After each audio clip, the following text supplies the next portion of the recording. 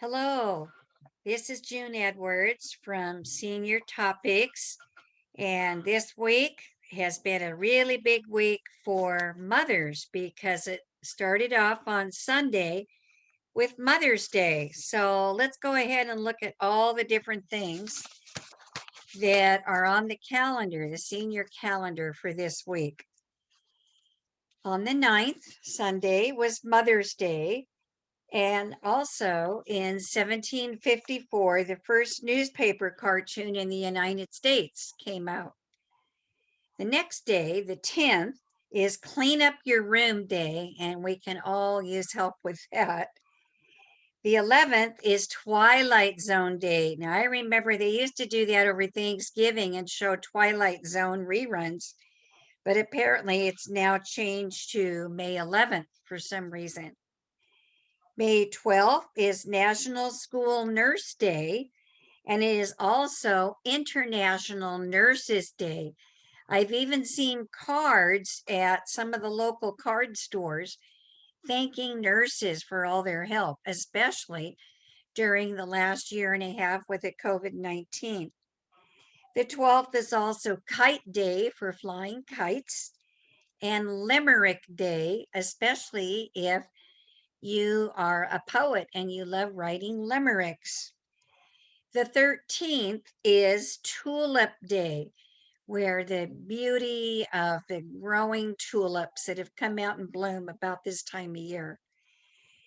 The 14th, in 1804, it was the beginning of Lewis and Clark's expedition exploring across some of the rivers and going up into Oregon and California, Washington, mostly Oregon, and all the all the area in between, all the plains, the Rocky Mountains, and they were led by a mother, a young Indian woman named Sacagawea, who carried a baby on her back for most of the trek across the country with these army explorers.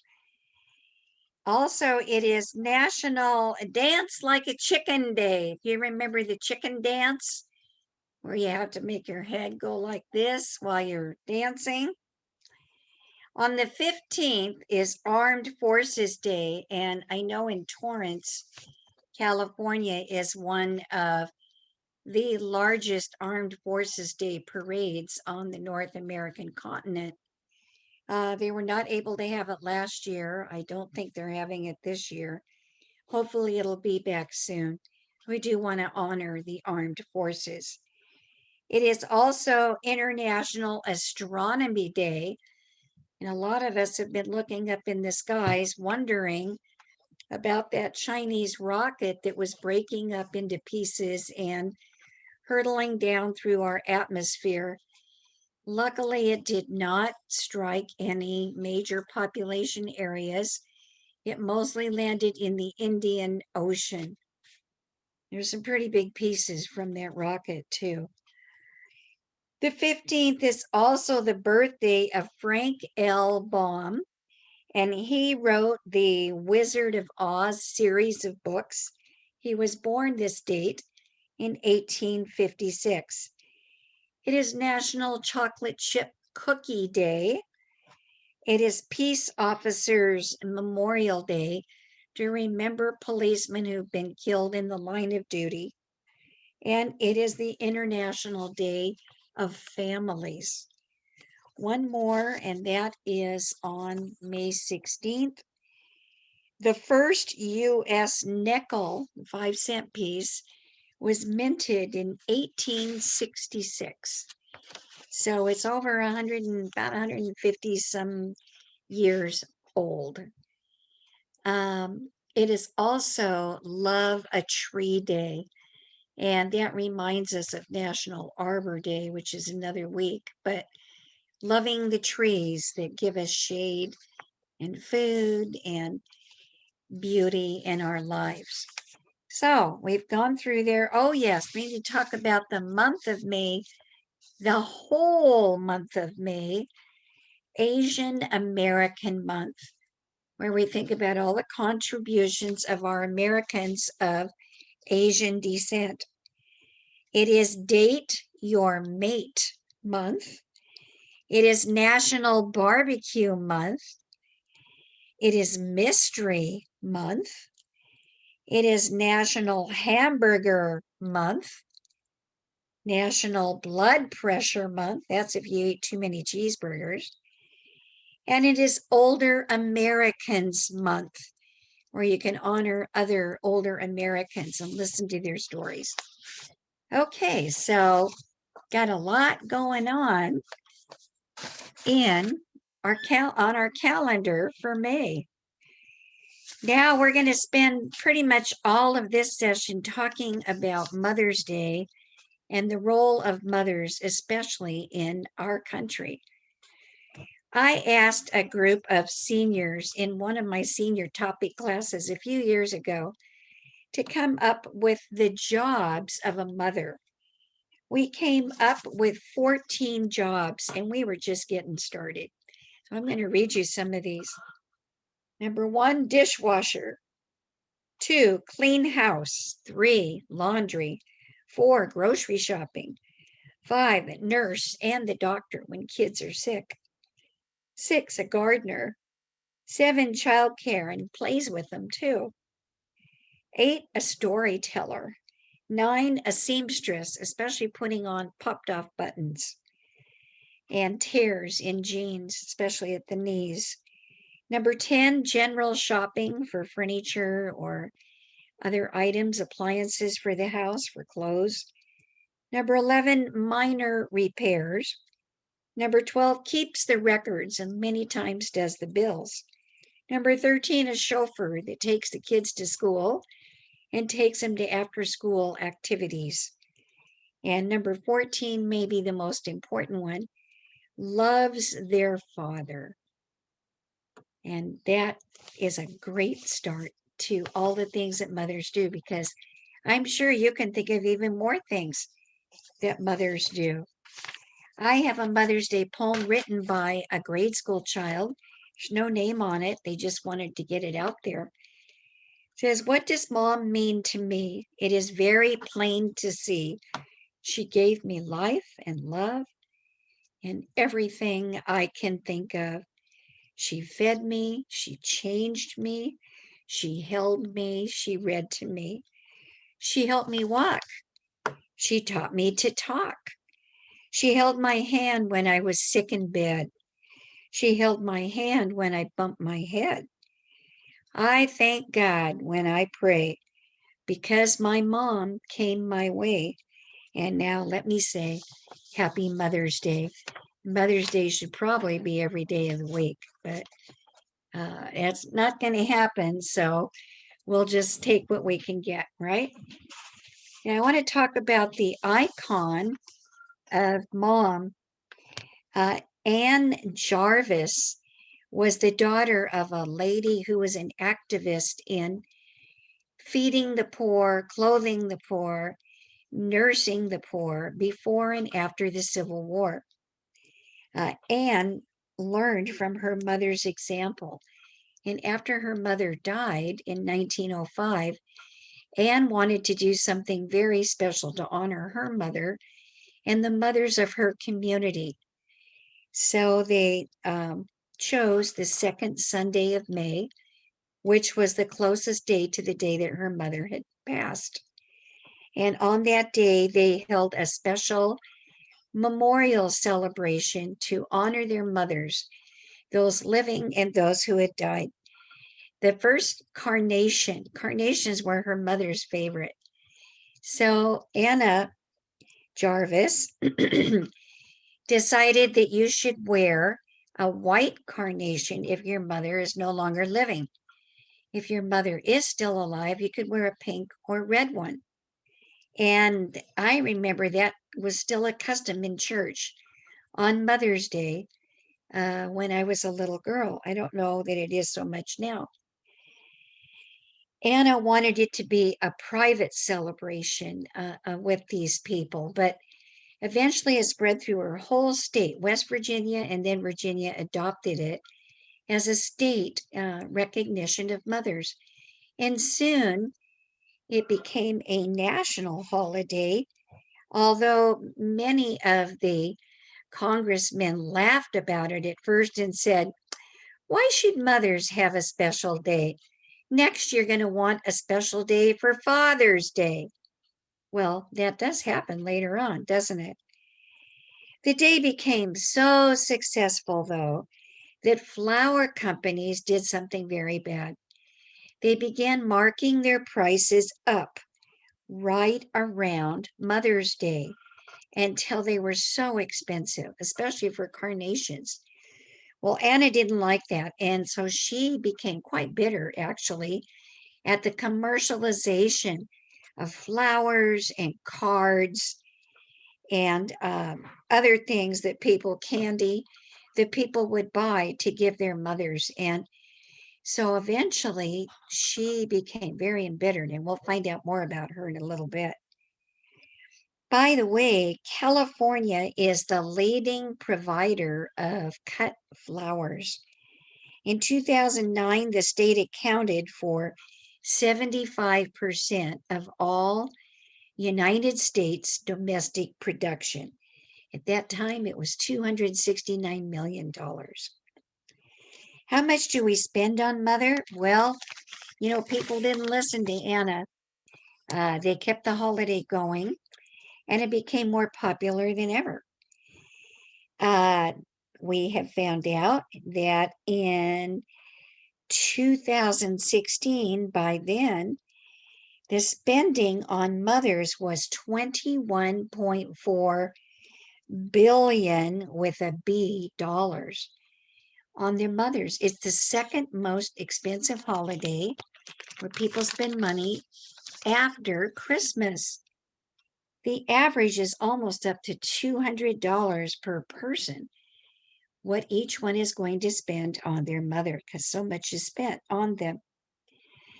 Now, on the carnation, why did Anna pick white carnations? She said, quote, "Its whiteness is to symbolize the truth, purity, and charity of mother love. Its fragrance, her memory, and her prayers. The carnation does not drop its petals, but hugs them to its heart as it dies. And so too, mothers hug their children to their hearts. Their mother love never dies." And another interesting fact that's come out recently is that mother as the sole or primary provider is percentages based on households with children younger than 18. It's up to 40%. 40%. Yeah, that's pretty high for single mothers. All right. Where do we buy our Mother's Day gifts in the United States?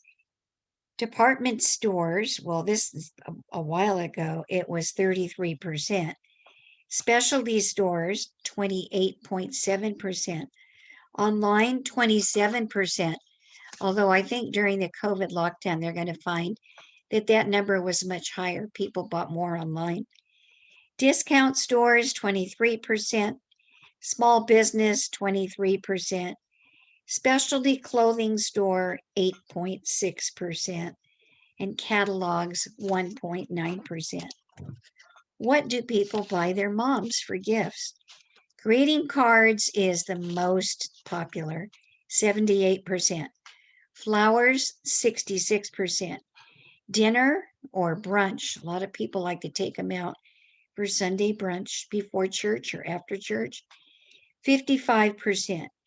Gift cards, 43%. Clothing or accessories, 35%. Jewelry, 35%. Personal service, 22%. Books or CDs, 19%. Housewares, 18%. And electronics, 13.8%. And mothers are truly big business on Mother's Day. Well, Anna was not really the first one to decide that we should honor our mothers. If you look way, way, way, way back, in history, you will see that the earliest history of Mother's Day goes back to the ancient annual spring festival where the Greeks dedicated the festival to the maternal goddesses. They used the occasion to honor Rhea, the wife of Cronus, and the mother of many of the Greek gods and goddesses. Ancient Romans, too, copied the Greeks in a lot of things, and they had a spring festival called Hilaria, dedicated to Cybele, who was a mother goddess. Now, these ceremonies in the Roman Empire began about 250 years before the birth of Christ. This celebration, which was made on the Ides of March, or March 15th, lasted for 3 days and included parades, games, and masquerade parties where you'd wear a mask and a costume. Early Christians celebrated a Mother's Day of sorts during the festival, but it was on the fourth Sunday of Lent in honor of the Virgin Mary, the mother of Christ. In England, the holiday was expanded to include all mothers. It was then called Mothering Sunday, and it is called that pretty much today in England. The most recent history of Mother's Day dates back to the 1600s in England. Here, a Mothering Sunday was celebrated annually on the fourth Sunday of Lent, which was the 40-day period leading up to Easter, to honor mothers. After a prayer service in church to honor the Virgin Mary, children handpicked flowers and brought other gifts to pay tribute to their own mothers. On that occasion, servants, apprentices, and other employees staying away from their homes were encouraged by their employers to take the day off. And that didn't happen very often. They were to take the day off to visit their mothers and honor them. Traditionally, children brought with them gifts and a special fruit cake or fruit-filled pastry called a simnel. Yugoslavs and people in other nations have observed similar days. The custom of celebrating Mothering Sunday started to die out by the 1800s. However, the day again came to be celebrated after World War II, when American servicemen brought the custom and commercial enterprises used it as an occasion for sales. The idea of officially celebrating Mother's Day, as I said before, was suggested by Julia Ward Howe in 1872. She is the poetess who wrote the song Battle Hymn of the Republic. She wanted June 2nd to be celebrated as Mother's Day and dedicated to peace. She wrote a passionate appeal to women and urged them to rise up against war in her famous Mother's Day proclamation, which she wrote in Boston in 1870.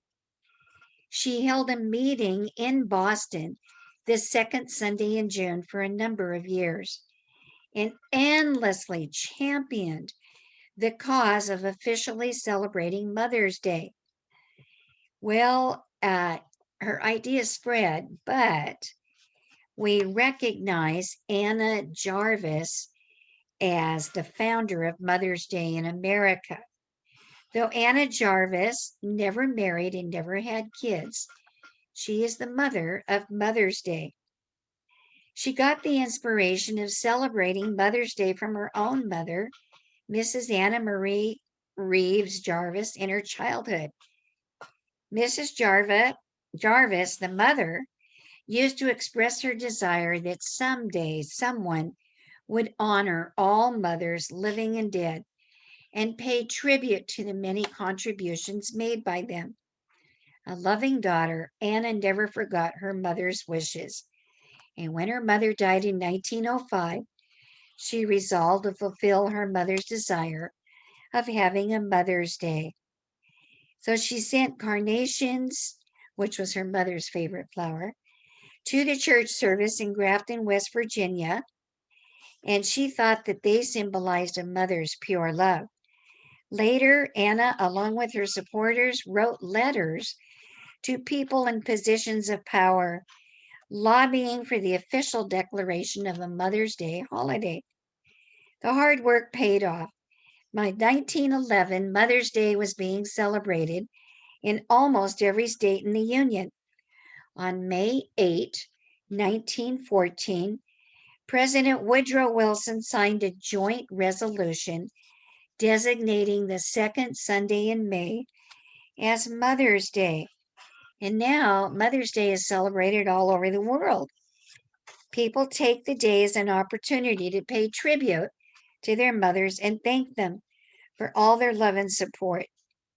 There is still the tradition of giving flowers, cards, and other gifts, although it has been commercialized to a big extent.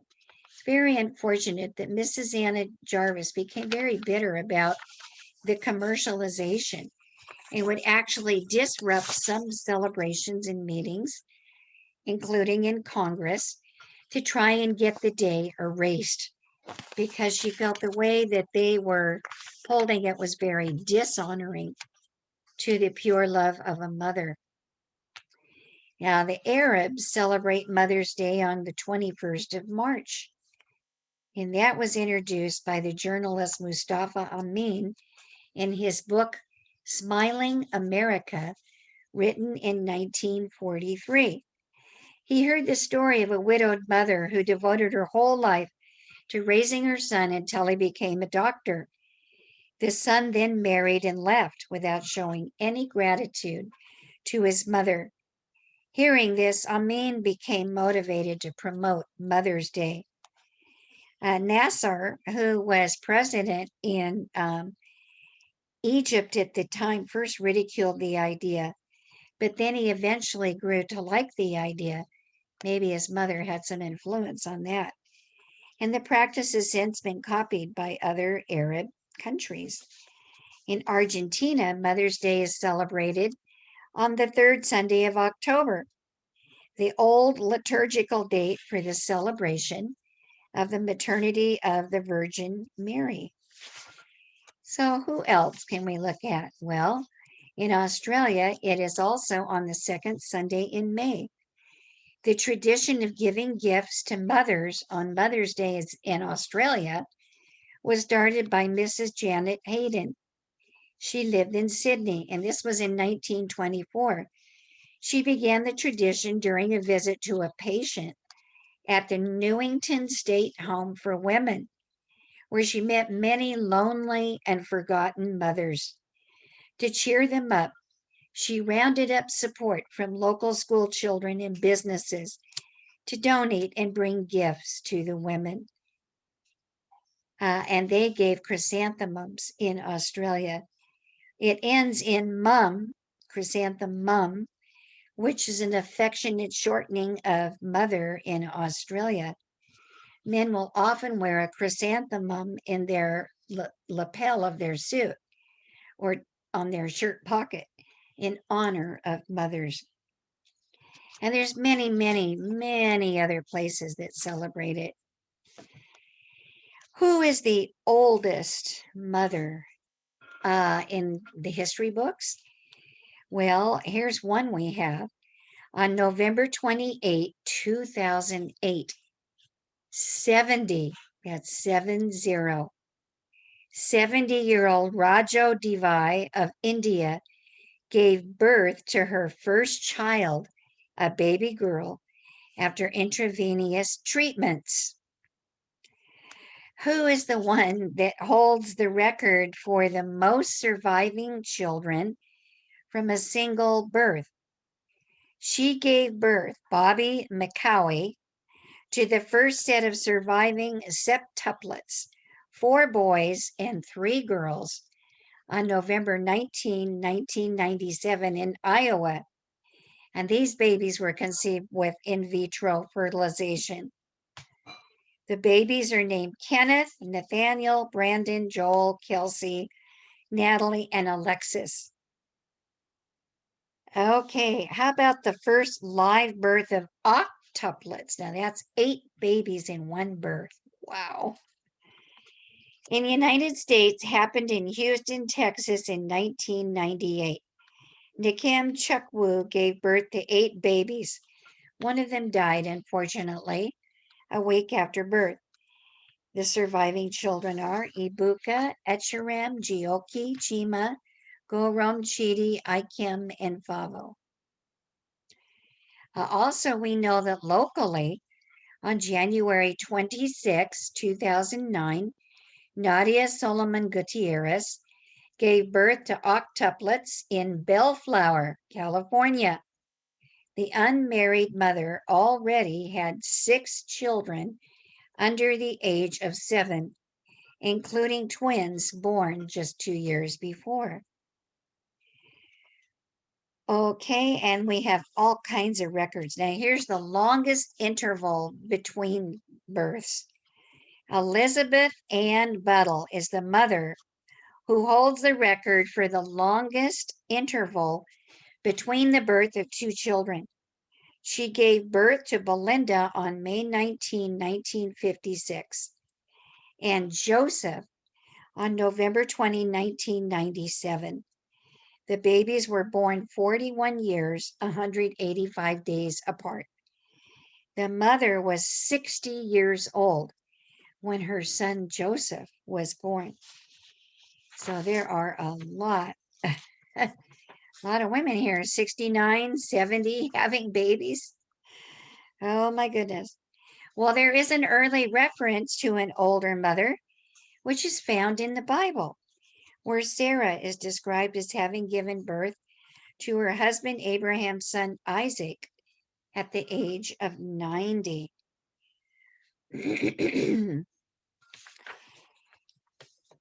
And there are some interesting facts about mothers of famous people. Katharine Hepburn's father was a surgeon. Her mother was a dedicated suffragette, an early crusader for birth control. Kim Basinger, an actress from the 1980s, mother, had been a champion swimmer who performed water ballets in several Esther Williams movies in the 1940s. The singer Madonna's mother died when she was 5 years old. Phyllis Diller, a 40-year-old mother of 5 and an advertising copywriter for a California radio station, made a rousing comedy debut at San Francisco's Purple Onion in 1957. Elvis Presley was a mama's boy. He slept in the same bed with his mother Gladys until he reached puberty. Up until Elvis entered high school, she walked him back and forth to school every day and made him take along his own silverware so he would not catch germs from other kids. James McNeill Whistler's best known painting, often called Whistler's Mother, is actually titled Arrangement in Black and Gray, the author's mother. And I have one more before we go. Many of the sweaters worn by Mr. Rogers on the popular children's television show, Mr. Rogers' Neighborhood, were actually knitted by his real mother. And there's just so many unusual facts about mothers and how they've influenced their children. But I want to wish you at this time a most blessed week. And I hope you're thinking of your mother, whether she's alive or not, and how she influenced your life. And maybe you can talk about her with some of the other people listening to this tape around you. So I'm going to say goodbye. I'm kind of full from my Mother's Day meal that we had today. My son in law barbecued, and we had a great time together. Thank you, everybody, and God bless you. Have a wonderful rest of your week. Bye.